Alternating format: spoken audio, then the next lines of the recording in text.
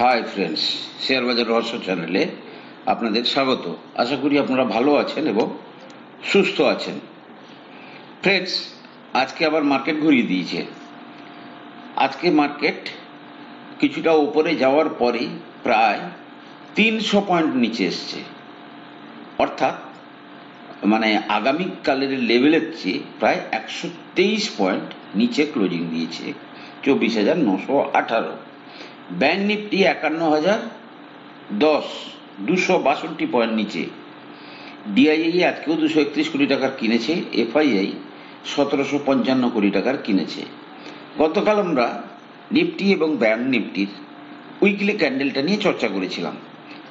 At least একটা সপ্তাহ যদি আমি আপনাদের সঙ্গে ক্যান্ডেলটাকে নিয়ে একটু রিভিউ করি, সো আপনাদের কিছুটা মানে বুঝতে সুবিধা হবে।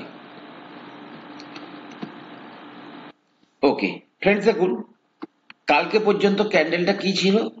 কালকে কিন্তু এই ক্যান্ডেলটা কিন্তু প্রমিনেন্ট ছিল। কোনটা? এই সপ্তাহের যে ক্যান্ডেলটা, এটা কিন্তু পুরোটা কি ছিল? গ্রিন ছিল। ক্লিয়ার? আজকে কিন্তু সেটা কমে গেল, অত্যন্ত ক্রুশিয়াল জোনে কিন্তু এসে থামলো। ক্লিয়ার? অত্যন্ত ক্রুশিয়াল জোনে এটা নিফটি। অর্থাৎ যদি নিফটি, আজকে বুধবার হয়ে গেল, বৃহস্পতি শুক্র দুদিন বাকি, নিফটি যদি নেগেটিভ হয়ে যায় এই উইকলি ক্যান্ডেলে শুক্রবারের মধ্যে, তাহলে কিন্তু একটা ভালো ফল আমরা আশা করতে পারি। Friends, technical analysis means probability analysis, এর কোনো গ্যারেন্টি নেই। মার্কেট যে কোনো মুহূর্তে যে কোনো দিকে যেতে পারে, কিন্তু আমরা সম্ভাবনাগুলোকে দিয়ে আমাদের মূল পারপাসটাকে সলভ করার চেষ্টা করব। নেক্সট, ব্যাংক নিফটি দেখুন। ব্যাংক নিফটি আমাদের যে সেই যে রেজিস্ট্যান্স জোন, সেখানে গিয়ে টাচ করেছে, আজকে এসে ফিরে এসছে। এখান থেকে যদি কত পয়েন্ট, 500-600 পয়েন্ট নিচে চলে আসে, তাহলে রেডে চলে আসবে। দুদিনে এরকম যদি কোনো সিচুয়েশন তৈরি হয়, তাহলে কিন্তু এই যে ব্যাংক নিফটিও কিন্তু ভালো কারেকশন দিতে পারে। এবং দ্যাট টু অলসো এই সমস্ত যে এই যে ফার্স্ট এই যে সব মানে রেসিস্ট্যান্সের লাইনটা নিচ থেকে যাওয়া, এই লাইনে কিন্তু চলে আসতে পারে। সুতরাং অস্থির হওয়ার কোনো কারণ নেই। আপনার এক্সপেক্টেড মানে শেয়ার প্রাইস মার্কেট যে কোনো মুহূর্তে দিয়ে দিতে পারে। আপনাকে কিন্তু পেশেন্ট সহকারে টাকা নিয়ে বসে থাকতে হবে। মার্কেটে দীর্ঘদিন ধরে কিন্তু একটা মানে কারেকশনের চিৎকার চলছে। আপনাকে এমন ভাবে দেবে কারেকশন, যেদিন কিন্তু আপনি ভয় পেয়ে যাবেন কিনতে। ক্লিয়ার? কিন্তু আগে থেকে সিদ্ধান্ত নিয়ে রাখেন। আমি এগুলো প্রবাবিলিটি বলছি, একসঙ্গে একই দিনে সবকিছু কেনার কোনো জাস্টিফিকেশন নেই, কিন্তু আপনি আপনার পছন্দের জিনিসগুলোকে পয়েন্ট আউট করে রাখুন, সো দ্যাট আজকে আমরা কিছু শেয়ার পরবর্তী ক্ষেত্রে চর্চা করব, যেগুলোকে আপনারা নজরে রাখুন, যেগুলো ফিউচার ওরিয়েন্টেড বিজনেসের সঙ্গে ইনভলভ আছে। তো মার্কেট কিন্তু যে কোনো মুহূর্তে ঘুরে যেতে পারে। আচ্ছা, এবারে এই গেল আজকে। তাহলে এফআইআই এখন পয়সা লাগাচ্ছে। ক্লিয়ার? ডিআইআই আজকে অল্প কিনেছে। ইউএস ইনফ্লেশন যেটা আশা করা হয়েছিল 2.5% আসার ব্যাপারে, সেটা কিন্তু অ্যাজ এক্সপেক্টেড 2.5%ই এসছে। আজকে ইউএস ইনফ্লেশনের ডেটা এসছে, সেটা মার্কেট এক্সপেক্ট কত করেছিল? 2.5%। এসছে কত? 2.5%। কিন্তু তা সত্ত্বেও এখনই ইউএস মার্কেট যেটা দেখা যাচ্ছে, প্রায় 1%-এর নিচে আছে। এবং এই নিচেটা যদি 1%-এর উপর, প্রায় 1.5%-এর কাছাকাছি চলে যাচ্ছে। যদি এই নিচে যাওয়াটা কন্টিনিউ থাকে, তার মানে ভাববেন কালকে gap down and followed by এই যে বাকি যে বুলিশ পোর্শন গুলো আছে, মানে নিফটি এবং ব্যাংক নিফটিতে এই যে কি বলে, এই যে বাকিটুকু যে গ্রিন দেখা যাচ্ছে, সেই গ্রিনের কাছাকাছি এসেই খুলে তারপরে দেখা যাবে হয়তো নিচে যাওয়া শুরু করলো। ক্লিয়ার? তাহলে মার্কেটে কিন্তু মানে হুড়মুড় করে এই বর্তমান যে মার্কেটের কন্ডিশন, আপনি যদি স্পেসিফিক কোনো শেয়ার নিউজ ড্রিভেন এরকম কোনো শেয়ার জানা থাকলে আলাদা কথা, আদারওয়াইজ ধৈর্য সহকারে টাকা নিয়ে বসুন। মার্কেট আপনাকে সুযোগ দেবে সুযোগ পেলে কিনবেন, না হলে কিনবেন না, এই ভাবনাতে চলুন। কারণ কি, হায়ার লেভেলে বা যে শেয়ার দৌড়চ্ছে সেই শেয়ারে কেনাটা ঠিক হবে না। মার্কেটে নিচে কেনার চেষ্টা করুন, দৌড়ানোর সময় নয়। যখন কেউ কোনো শেয়ারে চর্চা করবে না তখন সেই সমস্ত শেয়ারে কেনার চেষ্টা করুন। দেখুন, টাটা মোটর এত ভালো, এত সবকিছু, সেই যে তার নিচে নামা শুরু হলো, আজকে প্রায় ভালো ক্র্যাশ করেছে টাটা মোটর। কি কারণে? আমরা টাটা মোটরের চার্টটা একটু বের করে নেবো। ধরুন ফ্রেন্ডস, আমরা কিন্তু মার্কেট শিখতে এসছি এখানটাতে। কোন শেয়ার উপরে যাবে, কোন শেয়ার নিচে যাবে, সেটা অনেকের চ্যানেলে আপনি পাবেন, কিন্তু আমার কথা হচ্ছে মার্কেটটাকে শিখুন। মার্কেটটা না শিখলে লোকের রেকমেন্ডেশনে কতদিন চালাবেন? দেখুন, এই সমস্ত জায়গাতে এই সমস্ত জায়গাতে সেকেন্ড টাইমে এই জায়গা থেকে কিন্তু শেয়ার প্রাইস ক্র্যাশ করতে শুরু করেছে। আজকে আজকে যদি ডেলি ক্যান্ডেলটা দেখেন তাহলে দেখবেন ক্লিয়ার কত পার্সেন্ট, কালকের ক্লোজিং কত ছিল, কালকের ক্লোজিং এর তুলনায় আজকে যদি দেখা যায় প্রায় 6%-এর কাছাকাছি পড়েছে, উইথ বিগ ভলিউম, মানে বড় প্লেয়ার মাল বিক্রি করছে। আমরা কিন্তু দেখুন, টাটা মোটর আমরাও কিনবো, টাটা মোটর আমরাও কিনবো, কিন্তু কোথায় কিনবো? এই যে লাইনটা আমি ট্রেনে দিয়েছি, অলমোস্ট এই সমস্ত লাইনের কাছাকাছি যদি চলে আসে, বা আপনি যদি ফিবোনাকি রিট্রেসমেন্টকে ঠিক মতো পুট করতে পারেন, তাহলে সেই সমস্ত লেভেলের জন্য এক্সপেক্ট করে আপনি কিন্তু টাটা মোটরে, কিন্তু কারণ কি, এই সমস্ত বিজনেস কিন্তু ফিউচার ওরিয়েন্টেড বিজনেস। হয়তো এই যে হাই হয়ে গেছে, এই হাই হয়তো আপনি দীর্ঘদিন দেখতে পাবেন না, 683-82-র কাছাকাছি চলে আসলেও আসতে পারে।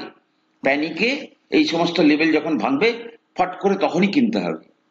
ক্লিয়ার? 683-82 লেভেল যখন ভাববে, তখন ভাববেন যে কেনার লেভেল এসে গেছে, এখান থেকে আমাদের অ্যাকুমুলেশন করার দরকার আছে। এবারে টাটা মোটর পড়লো কারণ কি? কতগুলো কারণ দেখুন। প্রথম কথা হচ্ছে, হঠাৎ করে টাটা মোটর প্রচুর ডিসকাউন্ট দিচ্ছে তাদের প্রত্যেকটা প্যাসেঞ্জার ভেহিকেলে। কারণ প্রচুর গাড়ি তৈরি হয়ে ফ্যাক্টরিতে জমা হয়ে আছে, হিউজ ইনভেন্টরি।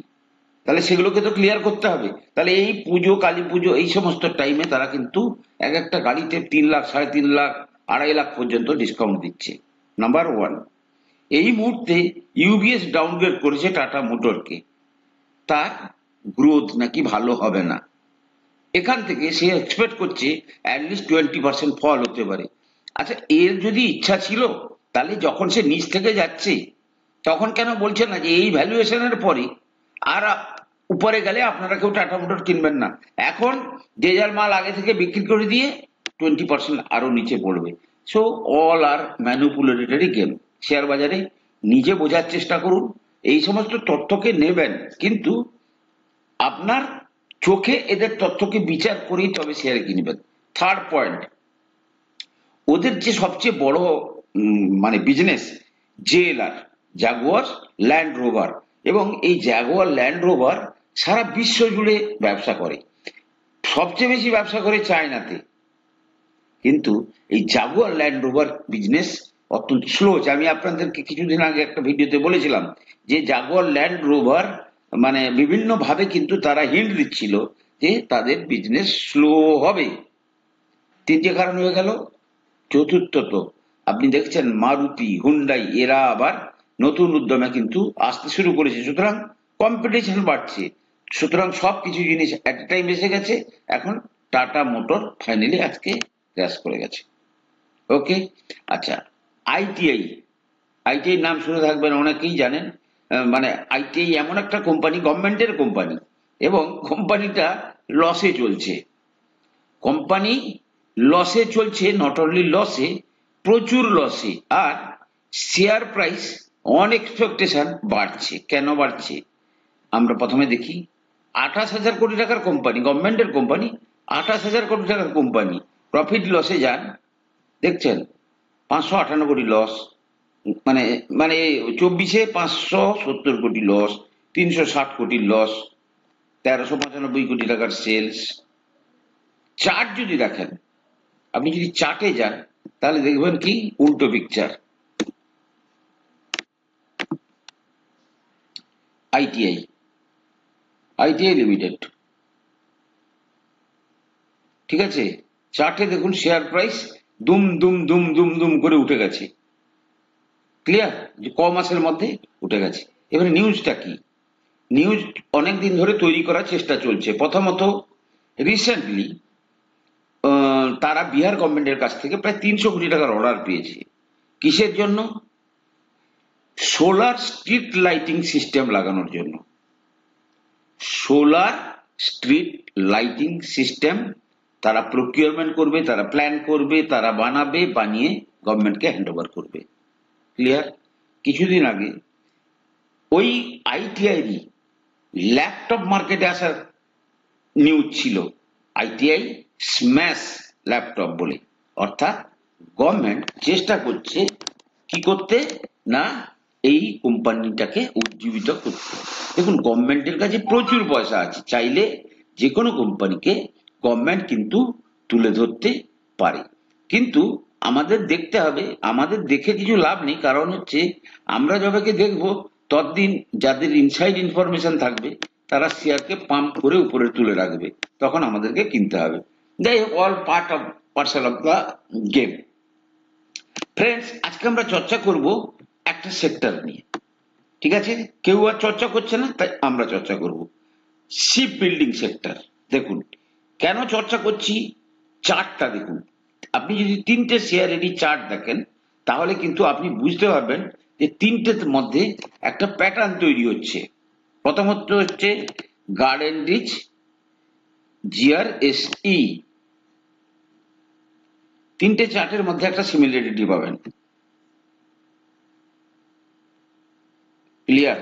কি হলো আপনি দেখছেন, আপনারা দেখতে পাচ্ছেন যে কি হচ্ছে, লোককে সবকে ধরিয়েছে। এবারে দেখুন কোথায় চলে গেছিল, 2829 কাছাকাছি। এখন কোথায় দাম আছে, 1757, ঠিক আছে। আর 200-300 পয়েন্ট পড়লে 50% কারেকশন হয়ে যাবে, 50% কারেকশন হয়ে যাবে। এবং তখন কি হবে, এর যে ভ্যালুয়েশন, এর ভ্যালুয়েশন অনেকটা লজিক্যাল হবে।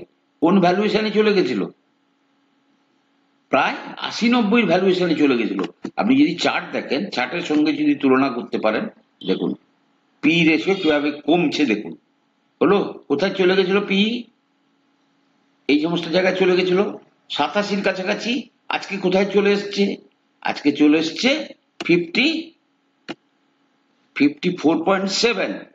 এবং যদি মার্কেট ডাউনে আসে দেন হোয়াট ইজ আওয়ার টার্গেট, আমরা চর্চা করেছি এর আগে, আবার চর্চা করে নিচ্ছি। এই সমস্ত শেয়ারকে কিনতে হবে, কারণ এর মধ্যে কিন্তু লং টার্ম স্টোরি ইনট্যাক্ট। এই দেখুন, ওকে, কোথায় চলে এসছে, 50% রিট্রেসমেন্ট কমপ্লিট করে ফেলেছে। শেয়ার 0.618% রিট্রেসমেন্ট আরামসে আসবে। এবং যদি কোনো কারণে প্যানিকে এই সমস্ত জায়গায় চলে আসে, তখন কিন্তু আপনাকে মানে শক্ত হাতে কিনতে হবে। যারা এই সমস্ত টাইমে কিনতে পারে তারাই কিন্তু মার্কেটে পয়সা করে। Garden reach ship builder next, জিআরএসির পরে মাঝাগাঁও। মাঝাগাঁও কি বলছে, তার আগে কোচিনটা দেখে নি, মনে থাকবে না, কোচিন, COCHIN, কোচিন শিপইয়ার্ড, দেখেছেন কোথায় চলে গেছিল, কোচিন 3000, কোথায় এখন, কোথায় আছে এখন, হচ্ছে 1800। মিন্স উপর থেকে প্রায় 50%-এর কাছাকাছি কারেকশন দিয়ে দেবে, আর 200 পয়েন্ট নিচে চলে এলে, ক্লিয়ার। এবং ফিবোনাকি রিট্রেসমেন্টেও সেই জিনিসটা কিন্তু ধরা পড়ে যাবে। যদি আমি এইখান থেকেও যদি শুরু করি, কোন একটা জায়গা থেকে তো ধরতে হবে, অলমোস্ট তার 0.5% রিট্রেসমেন্ট হয়ে গেছে, 0.618 এখানে আছে। এই সমস্ত লেভেলে যদি নিচে চলে আসে, প্যানিকে আসবে, কিন্তু যখন মানে আসবে, প্যানিকে আসবে এবং সেখানে স্টে করবে না, সেখানে শ্যাডো তৈরি হয়ে যাবে, সেখানে স্টে করবে না। তাহলে কোচিন শিপইয়ার্ড কেউ বলছে না, নিচে এলে আমরা কিনবো। যদি উপর থেকে 50% আমি আপনারা খালি 2100, 2200, 2300 কিনবো কিনবো কিনবো কিনবো করে চলে তো গেল 3000, ফিরে এলো 50% নিচে 1500-র কাছাকাছি, তখন কিনতে হবে। ঠিক আছে, নেক্সট হচ্ছে মাঝগাঁও ডক। মার্কেটটাকে বুঝে কাজ করুন, অ্যাটলিস্ট যতটুকুই বুঝবেন ততটুকুই আপনার পুঁজি। আপনাকে সবাই যারা বলবে সেটাকে কিনতে কিনতে কিনতে, অনেকে ভালোই, সব ইউটিউবাররা আপনাদেরকে হেল্প করার চেষ্টা করে, কিন্তু বুঝতে হবে। কারণ কি, তারাও তাদের পয়েন্ট অফ ভিউতে আপনাদেরকে গাইড করার চেষ্টা করে, কিন্তু শুধুমাত্র তাদের কথা শুনে কিনে নেবেন দিয়ে নিজের দায়িত্ব এড়াবেন হতে পারে না। আপনাকে মিনিমাম বেসিক জিনিসগুলো তো জানতেই হবে।